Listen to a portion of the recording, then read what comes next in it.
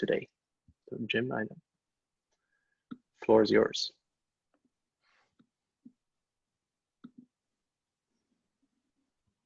Thanks, Lender. Is the screen showing? Yep, looks good. Yay, okay. Well, thanks for the invitation to come. It's very nice to see the list of names up there on my Zoom screen. I wish I was seeing the people in person, but it includes old friends, old colleagues, and a bunch of people that I haven't met yet that I'd really very much like to be chatting with and sharing a beer with. So anyway, we do what we can. If the last part of Dr. Gonsinger's talk was looking at at building organized things that kind of look like the outside of a cell, the plasma membrane of a cell, I'm going to talk about the inside of the cell, the organization of the cytoplasm. I'll start with a thought experiment. That's a thing that physicists do, right? So what do you think would happen if you took something like this high-speed electronic digital computer and put it in a wearing blender and blended it up for a little bit? What would you end up with?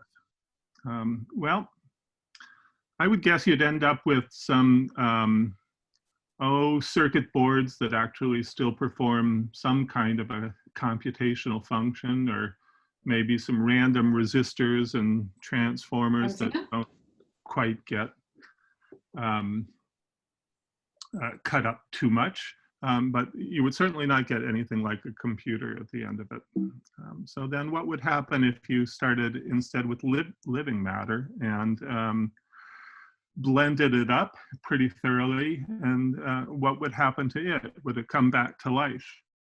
I used to actually give this go through this example for a class that I taught that was trying to emphasize that living matter not only inherits a genome that contains information about how life should be, but also a pre-patterned structure that the new proteins get attached to. And so every daughter has two kind of legacies from her mother cell. And I think everybody agreed that this would just end up with egg juice. So it's not an experiment that we even thought was worth doing until this guy started working in the lab, Shanwei Chung. He was working on something that was much more scientific sounding and hypothesis testing. He was asking the question of how cell death spreads through the cytoplasm. And the kind of cell death that he was interested in looking at was apoptosis, which is the best organized and least perturbing way that a cell can die. And his hypothesis was that cell death would spread through cytoplasm via a constant velocity trigger wave. And so I'll tell you a little bit about what a trigger wave is and why we thought it was the case that apoptosis might spread like a trigger wave. And this kind of shows you diagrammatically at the top here what the reactions of apoptosis boil down to. The trigger for apoptosis is this protein cytochrome C, whose normal function is in the electron transport chain within the mitochondria. But if mitochondria are damaged or are induced to leak, they'll leak some of the cytochrome C into the cytoplasm, and that cytochrome C brings about the activation of caspases. Caspases are proteases, and they basically carry out the reactions of apoptosis. So you can think of apoptosis as being this process. It's a very complicated process, but it boils down to an input coming in and triggering an output apoptosis through the activation of caspases. Now, suppose you have a damaged cell that's damaged in some location here that I'm showing in cyan. And let's make the cell be really simple. The cell will be a long one-dimensional cell, like, I don't know, a muscle fiber or an axon from a neuron or something like that. So what would happen to the active caspase as it spreads through the cell to initiate apoptosis? Well, the simplest thing that could happen would be the caspase is generated here, and if it just makes it through the cell by diffusion, then the farther you are away from the source of the active caspase, the lower the concentration of caspase will be. And the length of time it takes for the active caspase to get to you will be proportional to how far you are from the source squared. So the spread of death through a cell like this would be expected to be very slow if the cell is long enough. And the all or none character of death would get kind of distorted as the caspase diffuses further and further. Okay. But it turns out that there are a number of positive feedback loops built into the regulatory system that triggers caspase activation. In particular, active caspase can bring about the release of more cytochrome C from neighboring mitochondria. And so in principle, what you could have would be caspase activated here locally, diffusing locally into the next kind of blue little chunk of cytoplasm here, and converting all the inactive caspase in this chunk to active caspase by this all or none positive feedback process. And then this now cyan chunk of cytoplasm could do the same thing, a little active caspase diffusing in here, triggering some more caspase activation, and so on and so forth. And the significance of this kind of a process is no matter how far you go along the muscle fiber or the neuron, you'll never slow down and the caspase signal will never peter out. So the fact that there's positive feedback built into the control system seemed like a way that nature might have evolved to make it so that caspase can spread through even big cells in this kind of regenerating process. So does it? How can we test whether it does or not? Well, the way we chose to do it was to make use of frog egg cytoplasm, Xenopus laevis cytoplasm. And the reason for using the cytoplasm is, first of all, it will do apoptosis in vitro.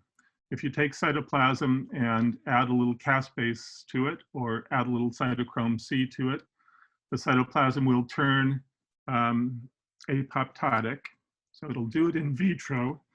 And since it can do it in vitro, you could take cytoplasm and put it in, say, a long, thin tube where it's impossible to mistake diffusional spread, which is a spread where the farther you are, the slower you go, from a trigger wave spread, where the velocity never decreases no matter how long you wait for the propagation to take place.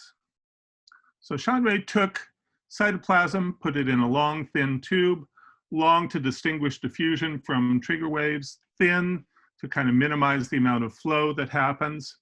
And he then put that long, thin tube under mineral oil in a reservoir that contained an apoptotic extract. And he did the control experiments to make sure the apoptotic extract really had active caspase in it, and that the interphase extract that he was trying to push into apoptosis didn't. And then he put in a reporter of apoptosis. And the first reporter that he used was reconstituted nuclei. And the idea here is that these green balls in the tube are nuclei that are filled with GFP with a nuclear localization sequence. When apoptosis happens in the region of one of these green balls, the GFP will disperse. It'll be like the nucleus disappears. So just by watching the nuclei disappear, you can look to see whether the marching of apoptosis up this long, thin tube is diffusional or is a trigger wave. And so here's what he saw.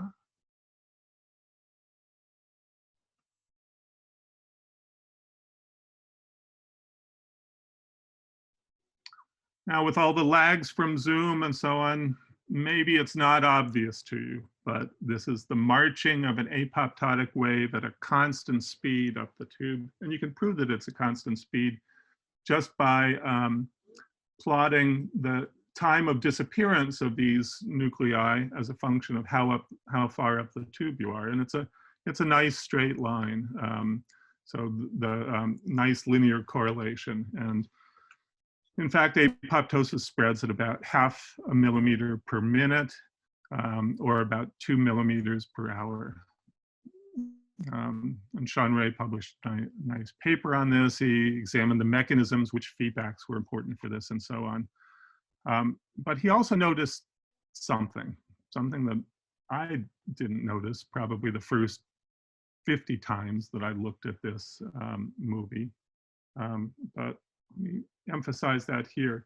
If you look at the start of the movie, the nuclei are fairly randomly dispersed throughout the tube. But as apoptosis passes up the tube, the nuclei begin to organize spatially. They begin to cluster in groups of, well, by the top of the tube, it's groups of 3, but be groups of other numbers of nuclei in other positions of the tube. And this was a phenomenon that he always saw in these experiments. And it piqued his curiosity. So the first thing that he learned about it was he could take a tube and pack it full of nuclei and not dip the tube into an apoptotic extract. So no apoptosis over the time course of the experiment, and watch what happened. And again, the nuclei would organize themselves into clusters spaced every 200 or 300 microns apart, typically. So the self-organization didn't have anything to do with the fact that there was apoptosis happening in the tube. It's just something that the cytoplasm did. So then the question was how to investigate this process further. And the first thing that he did was went away from the tube system. These tubes are great for telling the difference between diffusional spread and trigger wave spread because you can make them long and thin. But they're not a great system for doing microscopy because you're not looking through a constant thickness of stuff. So instead, he worked out a system with a glass slide, a glass cover slip, and he coated the slide and cover slip with FEP, a fluorinated polymer that's related to Teflon, which provided a nice inert surface that the extract was able to deal with pretty well. And put spacers between the cover slip and the slide, and then just watch the extract in 2 dimensions with a nice low magnification objective. And this is just a bright phase image of one of these cytoplasmic extracts, frozen in interphase. There's sperm nuclei kind of scattered randomly throughout the extract. And this field is about 2.6 millimeters in width. So here's what happens over about 45 minutes when you just put this on a microscope slide and watch.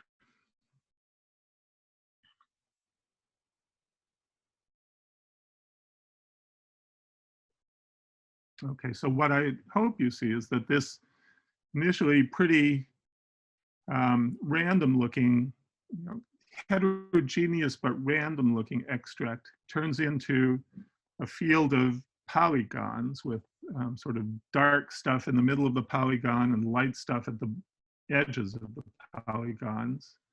The dark stuff is where the organelles from the cytoplasm reside, and the light stuff is organelle-free regions.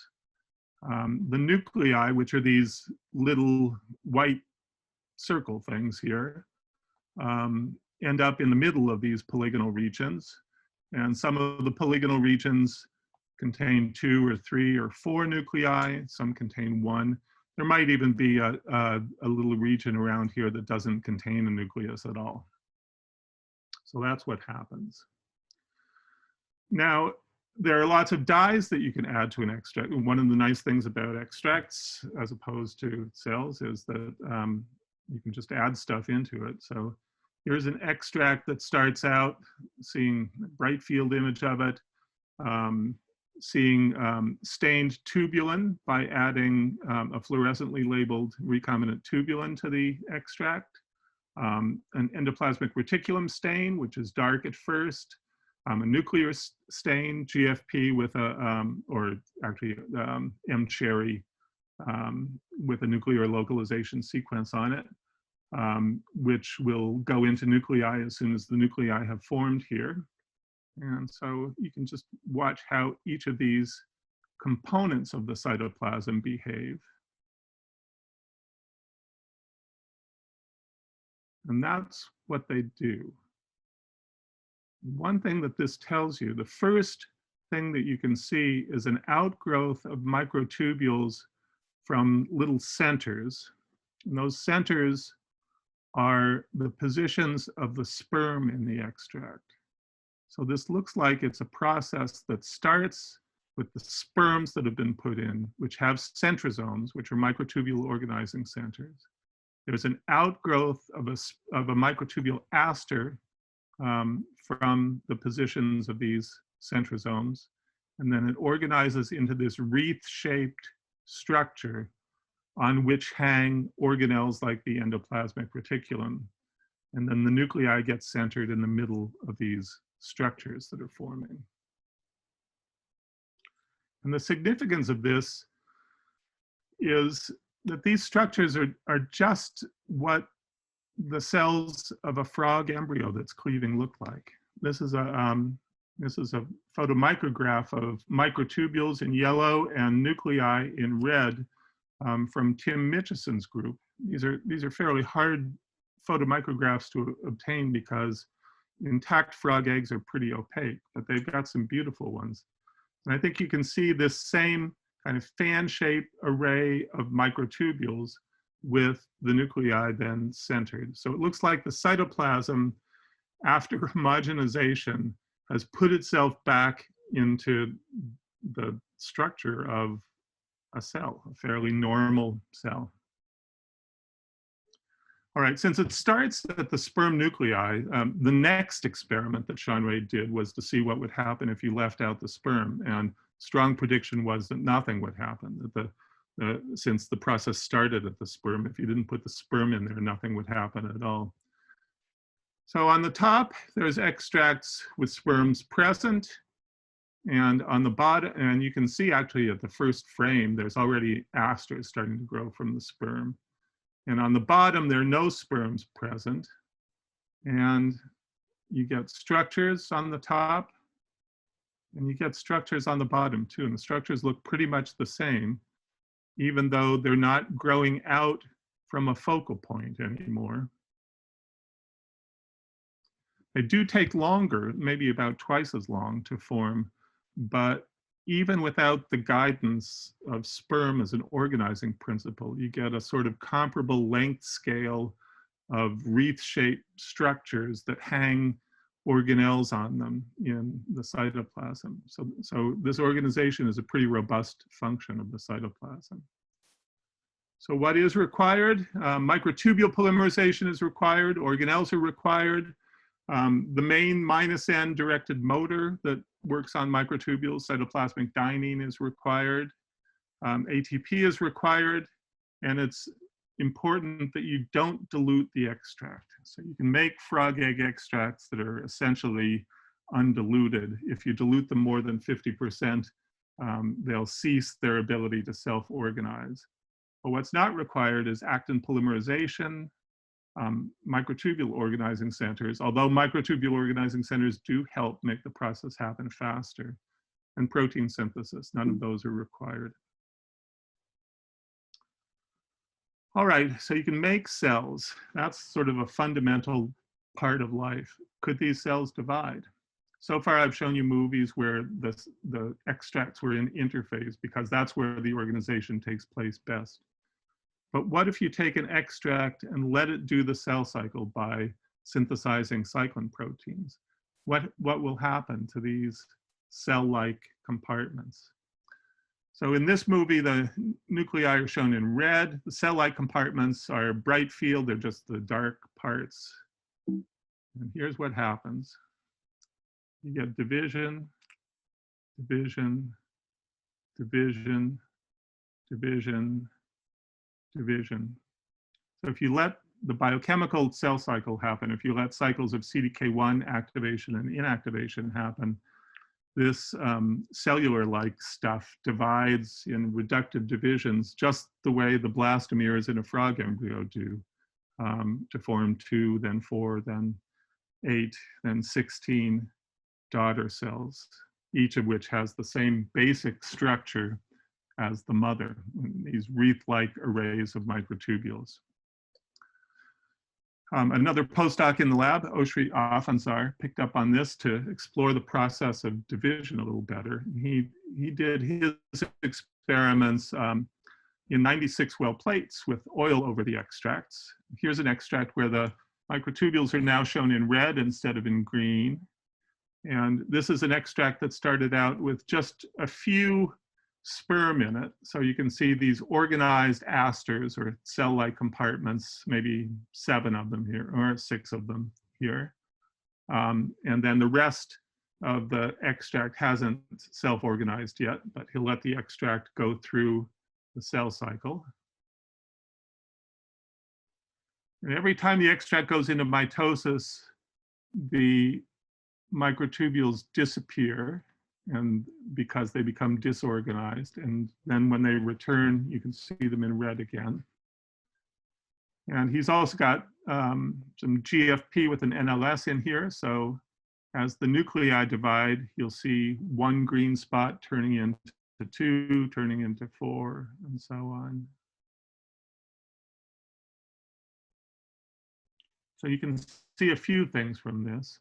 First of all, the extract did eventually self-organize. Second, mitosis sweeps through the extract via these circular constant velocity waves. So just like apoptosis or cell death progresses through cytoplasm via trigger waves, so does the thing that makes cells become born, the activation of CDK1.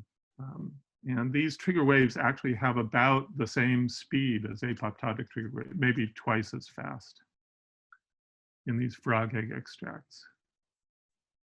And you can see the well filling up with nicely spaced nuclei and fronts of mitotic entry.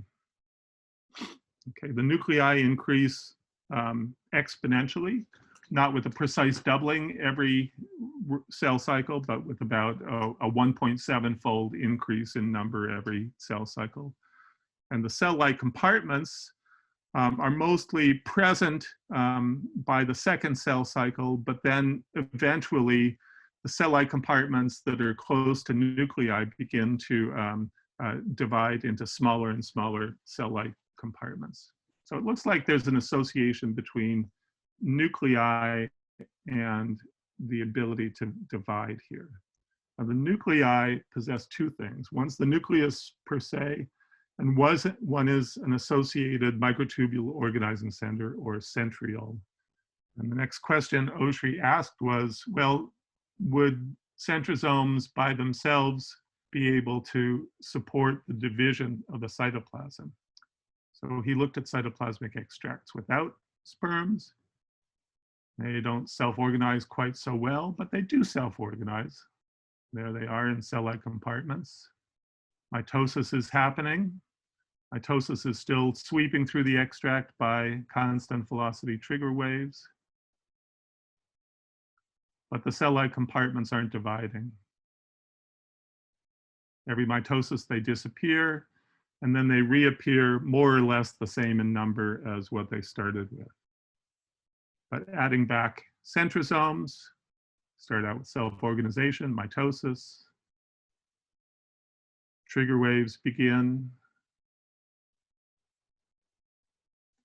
And now I think you can see already the cell-like compartments are dividing into smaller and smaller cell-like compartments. So if you want cell division to happen, you need centrosomes around. So in summary, I've shown you that interphase frog egg cytoplasm self-organizes into cell-like compartments. This requires microtubule polymerization. It doesn't require a centrosome, which was a surprise to us. If you let protein synthesis proceed, the cytoplasm can carry out cell cycles. And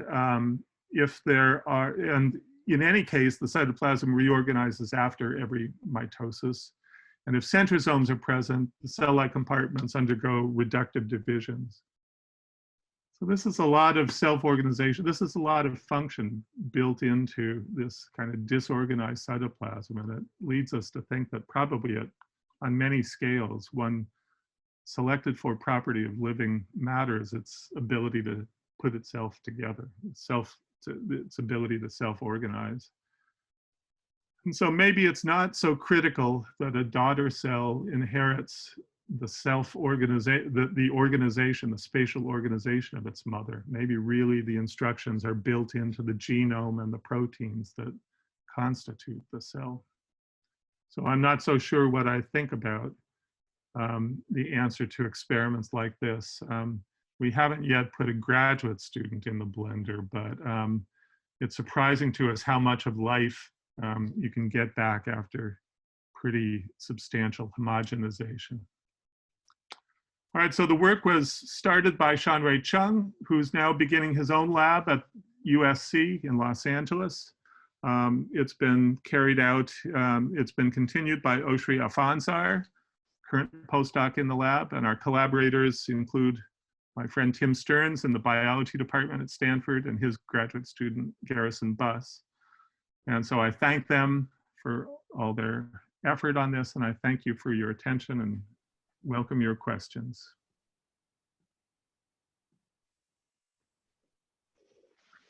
Thank you, Jim. Always a pleasure listening to you.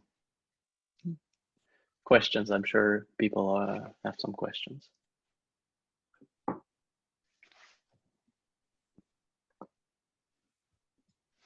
You can also write me your questions in the chat if you don't know how to raise your hand. Jordi, go ahead. Thank you, James, for a beautiful talk. In your first movies, thank you, Jordi. Nice to see you, Jordi. Yeah, nice to see you too. It's a pity that we cannot see in person. They cannot meet in person, but anyway. Yeah. So I wanted to ask, in the apoptotic movies, it was pretty clear that you had multiple. Usually, frequently, you have multiple nuclei in the same compartment, so to say. Variable number but multiple. But later in your other movies, it seems whenever you had these nuclei, there seemed to be usually one nuclei per compartment. Is there any difference between the two situations? The difference between the two situations is what the concentration of nuclei were to start with. There seems to be, here's one of the other things that I thought would be true. My guess was initially that if you put in 6 nuclei, you'd get 6 compartments. If you put in 10 nuclei, you'd get 10 compartments. If you'd put in 100 nuclei, you'd get 100 compartments, and the size of the compartments would scale inversely with the number of nuclei that you had present. Instead, what we see is that the compartment size is more or less invariant. And depending on how many nuclei you put in, you have different numbers of nuclei per compartment. The length scale isn't exactly the same in the presence of nuclei versus in the absence of nuclei, but it's within a factor of 2 or so. Okay, thank you. So it's clearly consistent with the fact that you do not need the nuclei to produce this kind of behavior. The nuclei do help, but they're not essential. And this is something that really surprises me. Thank you, amazing. Thank you so much. Sure. There's some questions in the chat. I don't know whether people want to ask them themselves. Luc, do you want to ask your question yourself, or do I read it? If I don't hear, I'll keep a timer. Okay. So the question was, what about membrane reconstitution? What about membrane reconstitution? So these extracts contain the internal membranes of a frog egg, the endoplasmic reticulum and the mitochondria and so on. They start out as fragmented vesicles, and they organize into bigger structures during the process of this cellular reorganization. You see both spaghetti-like ER and lamellar kind of ER. If you look by confocal microscopy with an ER stain. As for membranes between the compartments, like, you know, would these self-organizing extracts be putting pieces of plasma membrane on the borders between the compartments? We've looked for it, and we haven't come up with a conclusive answer yet. There are plasma membrane specific stains, and they do stain the little boundary areas. Let me show this on a picture. If you look right in the black here at the in between the cell-like compartments, if you look carefully enough, you can maybe see a little bit of fluorescence, especially at the junctions, but also right in the dividing lines between these. They do stain, albeit weakly, with plasma membrane dyes. They also stain weakly with mitochondrial dyes or with ER dyes. So we don't currently think that this is specifically plasma membrane that's being put at the junctions, but think that it's maybe any kind of vesicular bits that haven't managed to get trafficked toward the middle of one of these tubulin wreaths. Thank you.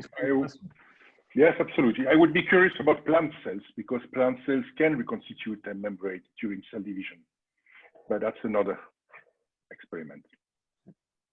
That's interesting. Yeah. In vitro or? No, in vivo. They do it in vivo. Since they have the membrane around, when they divide, they have little vesicles that will merge and form a new between cell membrane, between the two new cells. So the frog egg does do that in vivo too. These little structures here that aren't walled off from each other from Tim Mitchison's microscopy of these will eventually form a nice bit of plasma membrane, which will have some cytoplasmic bridges between the daughter blastomeres. But then by the time you have granddaughters, the daughter's cytoplasmic bridges have sealed up, and you have discrete cells. So these animal cells are doing that too, but we're not sure that it doesn't seem like the cytoplasm in vitro is doing it. Thank you. All right. Now there are a lot of questions, so that's great, but we don't have that much time. I'll just go through the order of when I saw them appearing. So I think the first one was Christina.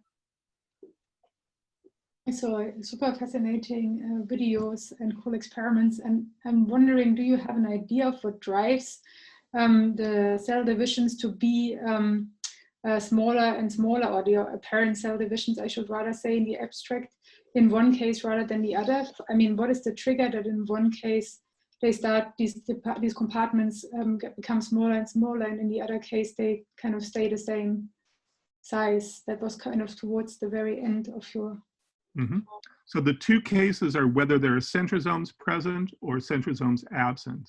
So centrosomes in these extracts replicate just like DNA replicates too. So the centrosomes start out as a replicated pair of centrosomes. They migrate to form either end of the mitotic spindle, and then during cell division, they pull, first of all, they pull the sister chromatids toward each other, and then they pull apart from each other. And when that happens, and you get segregation of the DNA, you also get division of these cytoplasmic cell-like compartments. If the centrosomes are absent, the compartments still organize, but they can't divide. And so the DNA still replicates, but the replicated DNA just grows into either bigger and bigger nuclei with time, or little clusters of nuclei with time. So it's all coming from the DNA division in the end of the day. So separating the chromosomes is key for having this phenomenon. The way we think of it, separating the centrosomes is key to the phenomenon, okay. And that allows both the separation of the DNA and the partitioning of the cytoplasm into daughter cells. Okay, thanks. Next question was from Simone. Yes, hi, thank you. My question concerns the scenario without sperm, where you only have microtubules. And I was wondering what in this case determines the size of the compartments that form, and whether you've tried modulating the dynamics to see whether, you know, the size of the compartments would adapt. That's maybe my favorite question. So thank you for asking that. We really don't know, although we've made a few efforts to determine what determines the length scale of this. So the first thing I thought was maybe this was like a Turing pattern, and the length scale would be determined by the ratio of the diffusion speed to the reaction speed for the system. And the way we imagine this as being generated by a Turing type mechanism would be that maybe microtubule growth had positive feedback built into it, where the bigger the microtubule structure, the faster. I've got a cat here too. The bigger the microtubule structure, the faster it would grow, because it would have more attachment points for new microtubules to add. And so my guess was that if we say change the temperature, we would change the size of the compartments. So far, that seems to be not true. Okay. Second thing I thought was, okay, well, we could even more dramatically change the ratio of diffusion to reaction by diluting the extract. Because if you dilute the extract, you'd make the extract less viscous, and maybe that would make the reactions happen faster. But it wouldn't necessarily scale the same. Diffusion and reactions wouldn't necessarily scale the same way. Diffusion would happen faster, but if you dilute it, the concentration would go down and reactions would maybe happen slower. So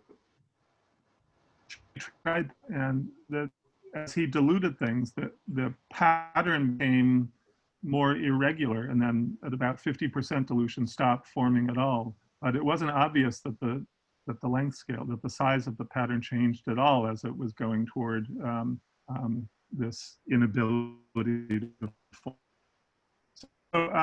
So we don't know, and I think it's a really interesting question.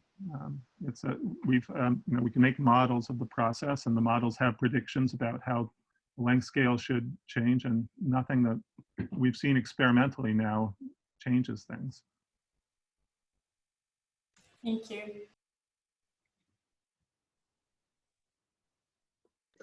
There are various other questions, but I think we should maybe wrap it up and leave it to the reception or another moment. And then we move to the breakout sessions. So I'd like to thank you again,